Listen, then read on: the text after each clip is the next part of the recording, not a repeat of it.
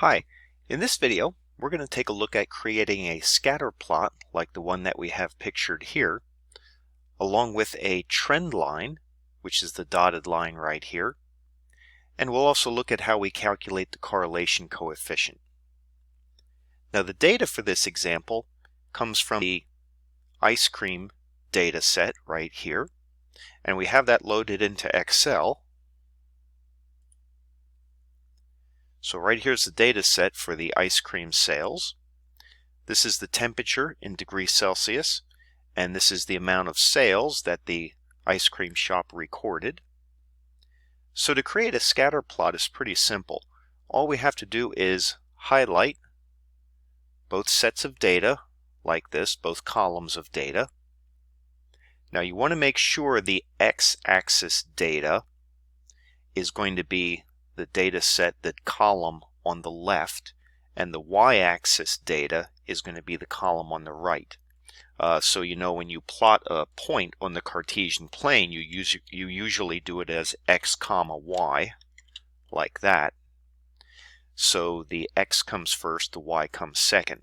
So this column is going to correspond to the x values, and this column will correspond to the y values. So it has to be left and right like that. So to create our scatter plot, we highlight the data, and then we click on Insert, and then we go over here to the scatter plot icon right here, and we just click on the first one here, and there you go. Here's our scatter plot. It's as simple as that. Notice that if we look at a few points here, like this point right here, if we hover the mouse over it, that's the point 11.9, comma 185. So that is this point right here. So to plot that point, we would plot the point 11.9, comma 185. So we would plot that on the Cartesian plane, and that is right here. This one right here, that would be the point 22.6, comma 445, and that would be this one right here, plotted out on the Cartesian plane. And that's it. That is your scatter plot. Notice it does look like there is a linear correlation between temperature and sales. Also notice that the x-axis here corresponds to the temperature, and the y-axis corresponds to the sales. So we could add some labels there.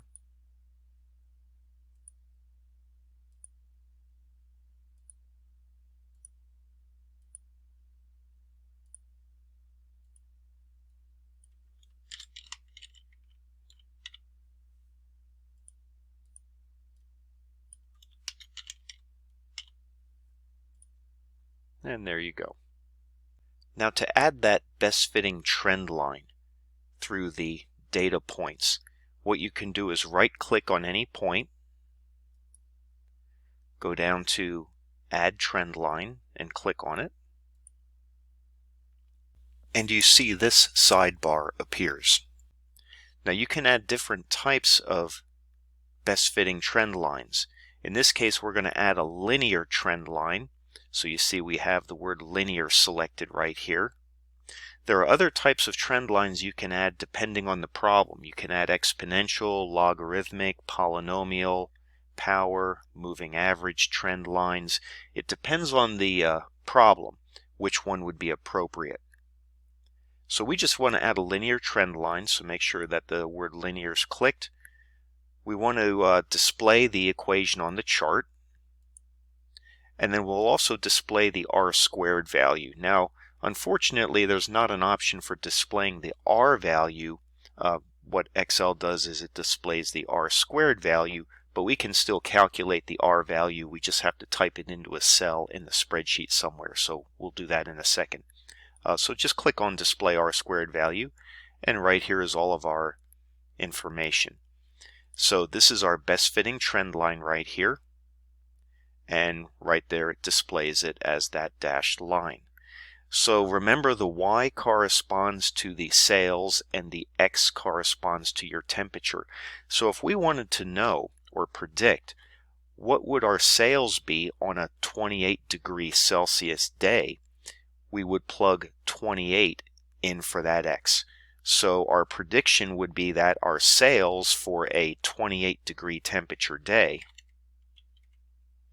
well, it would be, just putting 28 in for that X, it would be 30.088 times 28 minus 159.47.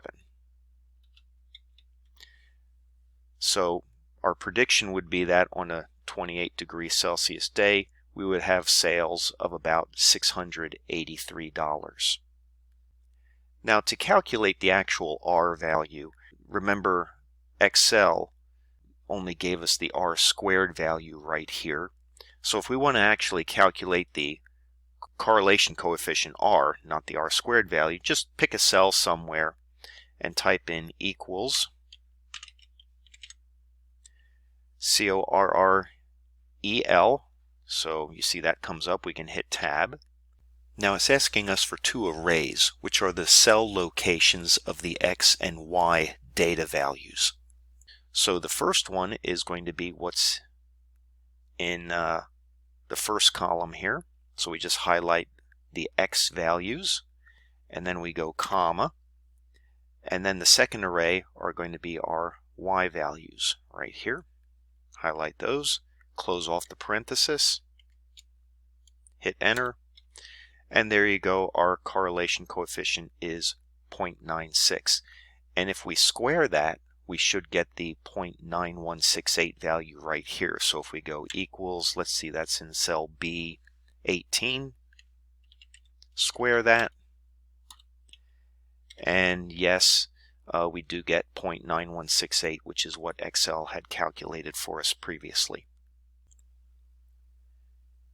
And so just labeling these, this is our R value, the 0.96, and this is our R squared value,